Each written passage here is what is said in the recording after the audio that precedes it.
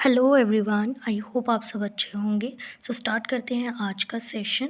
हम लोगों ने प्रीवियस लेक्चर्स में फंडामेंटल ड्यूटीज़ डिस्कस कर ली थी।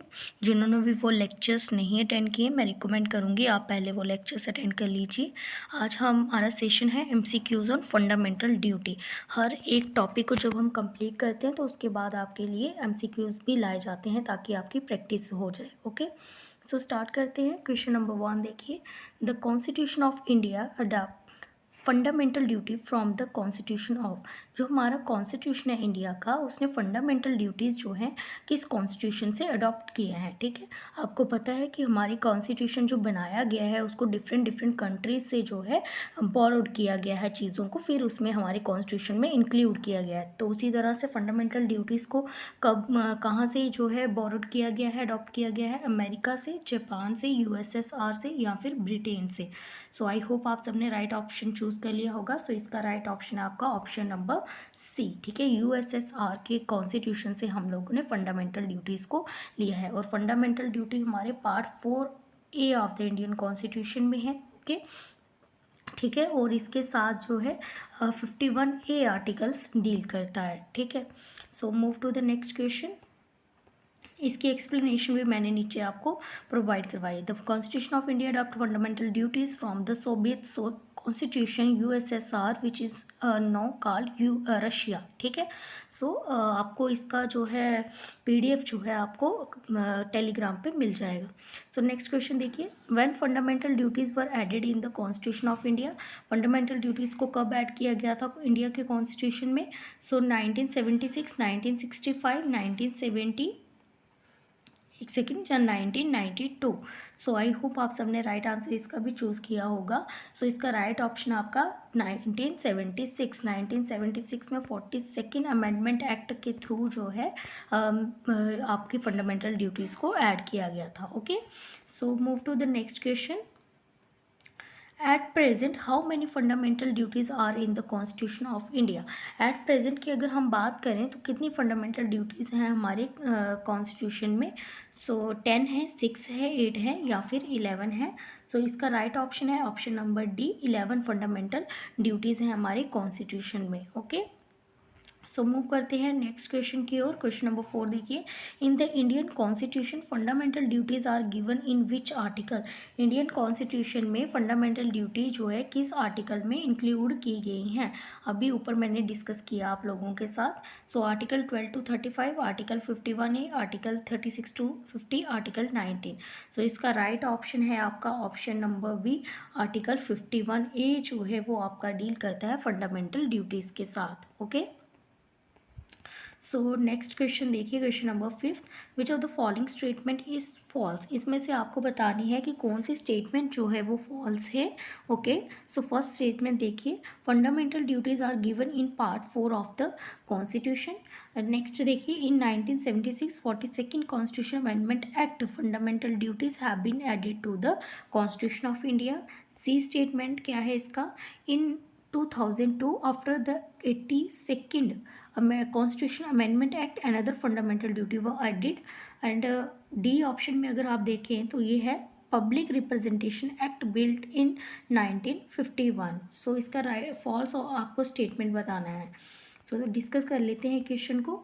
देखिए, फंडामेंटल ड्यूटीज़ अभी मैंने डिस्कस किया, part 4A of the Indian constitution में इंक्लूडेड है। ओके, उसके बाद अगर मैं बात करूं तो फंडामेंटल ड्यूटीज़ को 1976 में 42nd कॉन्स्टिट्यूशन अमेंडमेंट एक्ट के थ्रू जो है हमारे कॉन्स्टिट्यूशन में ऐड किया गया। ये भी स्टेटमेंट बिल्कुल एक्यूरेट है। अब थर्ड स्टेटमेंट देखिए, इन 2002 after the 82nd constitution amendment act. देखिए, ये स्टेटमेंट हमारी गलत है। यहाँ पे 82nd नहीं है, 86th कॉन्स्टिट्यूशन अमेंडमेंट हुआ था 2002 में, जिसमें एक और जो है आपकी फंडामेंटल ड्यूटीज़ को ऐड किया गया कि पेरेंट्स का जो है वो क्या है, एक ड्यूटी बनती है कि वो अपने चिल्ड्रन को जो है एजुकेशन अपॉर्चुनिटी प्रोवाइड करवाएं। 86 कॉन्स्टिट्यूशन अमेंडमेंट में एक तो फंडामेंटल ड्यूटी ऐड किया गया। ठीक है, ओके, फंडामेंटल ड्यूटीज़ भी आपका ऐड किया गया और उसके साथ एक आपका आर्टिकल 21A जो है फंडामेंटल राइट्स में हम लोगों ने डिस्कस किया था, 21A right to education. Right to education जो है ये भी आपका ऐड किया गया था 86 कॉन्स्टिट्यूशन अमेंडमेंट एक्ट में। ओके, सो नेक्स्ट अगर इसका ऑप्शन देखें तो पब्लिक रिप्रेजेंटेशन एक्ट जो है ये 1951 में ही बनाया गया था। तो ये जो है आपकी फर्स्ट ए बी और डी ऑप स्टेटमेंट ठीक है, आपकी स्टेटमेंट जो है सी जो है स्टेटमेंट ये रॉन्ग थी। ठीक है, वो मूव करते हैं नेक्स्ट क्वेश्चन की ओर। Which of the following committee advocate the fundamental duties in the Indian constitution. आपको बताना है कि कौन सी कमेटी जो है बनाई गई थी फंडामेंटल ड्यूटीज़ के रिलेटेड, जिन्होंने जो है फंडामेंटल ड्यूटीज़ की रिकमेंडेशन दी थी। ठीक है, सो देखिए वर्मा कमेटी थी, सरकारिया कमेटी थी, बलवंतरी मेहता कमेटी थी, या फिर स्वर्ण सिंह कमेटी थी। सो हम लोग जो है अपने लेक्चर में भी डिस्कस कर चुके हैं। तो स्वर्ण सिंह कमेटी जो है बनाई गई थी, जिसको हेड कौन कर रहे थे, लीड कौन कर रहे थे उस कमेटी को, सरदार स्वर्ण सिंह। ठीक है, सरदार स्वर्ण सिंह जी जो हैं उस कमेटी को जो है लीड कर रहे थे, हेड कर रहे थे, हेडिट कर रहे थे, जिसकी वजह से जो है इस कमेटी का नाम भी स्वर्ण सिंह कमेटी ही बनाया गया था। इन्होंने अपनी रिकमेंडेशन कुछ 8 रिकमेंडेशन दी थी इन्होंने। ठीक है, बट 1976 में जो है 10 जो ड्यूटीज़ हैं वो ऐड की गई एज अ फंडामेंटल ड्यूटी हमारे कॉन्स्टिट्यूशन के पार्ट 4A में। ओके, सो मूव करते हैं। क्वेश्चन आपसे ये भी पूछा जा सकता है कि स्वर्ण सिंह कमेटी ने कितनी रिकमेंडेशन दी थी, तो 8 रिकमेंडेशन दी थी। ठीक है, 1 वर्ड का क्वेश्चन बन सकता है, 8 रिकमेंडेशन दी थी। ठीक है, सो नेक्स्ट देखिए क्वेश्चन नंबर 7 देखिए। विच of the following is not the fundamental duty. आपको बताना है कि इसमें से जो है कौन सी आपकी फंडामेंटल ड्यूटी नहीं है। सेफ गार्ड पब्लिक प्रॉपर्टी, आपको पब्लिक प्रॉपर्टी को जो है सेफ गार्ड करके रखना है, उसको प्रोटेक्ट करके रखना है, क्या ये फंडामेंटल ड्यूटी है। सो टू अवे द पेरेंट्स, अपने पेरेंट्स की जो है आपको अवे करना है, उनकी रिस्पेक्ट करनी है, उनकी बात को मानना है। ठीक है, उनके ऑर्डर्स को फॉलो करना है, ये फंडामेंटल ड्यूटी है। To make compulsory education to the children of 6 to 14 year, क्या ये फंडामेंटल ड्यूटी है। ठीक है, या फिर to spread brotherhood among the people, और लोगों में जो है क्या करना है, ब्रदरहुड जो है भाईचारे की जो भावना है उसको जो है स्प्रेड करना है, क्या ये फंडामेंटल ड्यूटी है। सो इसमें से आपको बताना है कि क्वेश्चन में आपसे पूछा गया है कि not a fundamental duty. Question को भी आप जो है अच्छे से पहले स्टडी कर लीजिए। कई बार जो है नॉट फंडामेंटल ड्यूटी लिखा होता है, बच्चे जो सोचते हैं कि इसमें से बताना है फंडामेंटल ड्यूटी कौन सी है, क्वेश्चन गलत हो जाता है। ठीक है, तो इसमें से देखिए आपने पब्लिक प्रॉपर्टी को प्रोटेक्ट करके रखना है, सेफ गार्ड करके रखना है, ये आपकी फंडामेंटल ड्यूटी है। ठीक है, टू मेक कंपल्सरी एजुकेशन, ये आपका जो क्लॉज के जो है आपका लास्ट जो जोड़ा गया था 11th ड्यूटी आपकी यही थी कि आपने अपने पेरेंट्स को ड्यूटी बनती है कि वो अपने 6 से 14 साल के जो बच्चे हैं उनको एजुकेशन अपॉर्चुनिटी प्रोवाइड करवाएं। ठीक है, ये भी हमारी फंडामेंटल ड्यूटी है। ठीक है, to spread brotherhood among the people, peoples के बीच में जो है आपको ब्रदरहुड की जो है उसे स्प्रेड करना, भाईचारे को जो है बढ़ाना है। ठीक है, तो ये भी आपकी फंडामेंटल ड्यूटी है। ठीक है, सो इसमें से फंडामेंटल ड्यूटी क्या नहीं है, टू ओबे द पेरेंट्स। ठीक है, ये एक फंडामेंटल ड्यूटी नहीं है। So move to the next question देखिए। एक सेकेंड, क्वेश्चन नंबर 8 देखिए। Which constitution amendment act was pass to provide compulsory education to children between 6 to 14 year. कौन से अमेंडमेंट एक्ट के थ्रू जो है ये ड्यूटी कंपल्सरी कर दी गई थी, ये कंपल्सरी कर दिया गया था कि जो आप 6 से 14 साल के बच्चे हैं उनको कंपल्सरी जो है एजुकेशन प्रोवाइड करवाई जाए। 82nd amendment act, 83rd amendment act, 86th amendment act, या फिर 84th अमेंडमेंट एक्ट। अभी मैंने ऊपर प्रीवियस क्वेश्चन में ही डिस्कस किया है। सो 86th कॉन्स्टिट्यूशन अमेंडमेंट एक्ट ये कब हुआ था, 2002 में हुआ था, जिसके थ्रू जो है इस ड्यूटी को ऐड किया गया था। ओके, सो मूव करते हैं नेक्स्ट क्वेश्चन की ओर। नेक्स्ट क्वेश्चन आप लोग देखिए। विच of the following is not correctly matched, match correctly, आपने देखना है कि इसमें से जो है कौन सी जो है स्टेटमेंट जो है उसे करेक्टली मैच नहीं है। तो forest conservation act, forest conservation act जो है ये आपका कब जो है बनाया गया था, कब लाया गया था, आपको ये बताना है। ठीक है, सो 1980 में बनाया गया था, फर्स्ट में ये बोला गया है।